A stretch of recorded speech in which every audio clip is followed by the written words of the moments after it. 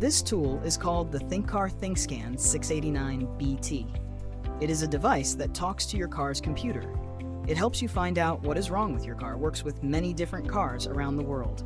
You plug it into the car's OBD2 port. The OBD2 port is a small hole near the driver's seat.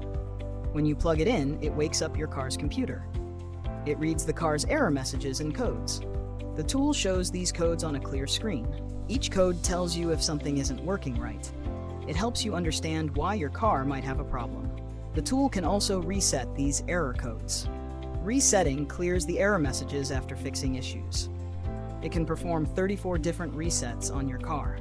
It comes with free lifetime software updates. This means it always has the latest features. It uses advanced methods called DOEP and CAN-FD. These methods help it talk to modern car computers. It can even make small changes inside the car's computer. This process is known as bidirectional ECU coding. It makes diagnosing car problems much easier. It saves you time and money on repairs. It tells you exactly which part of the car needs help. Even someone with no car knowledge can learn to use it. The instructions are simple and step-by-step. It costs $434 on AliExpress. It is made by certified brands and is a genuine product. Find the link in the comments to get yours.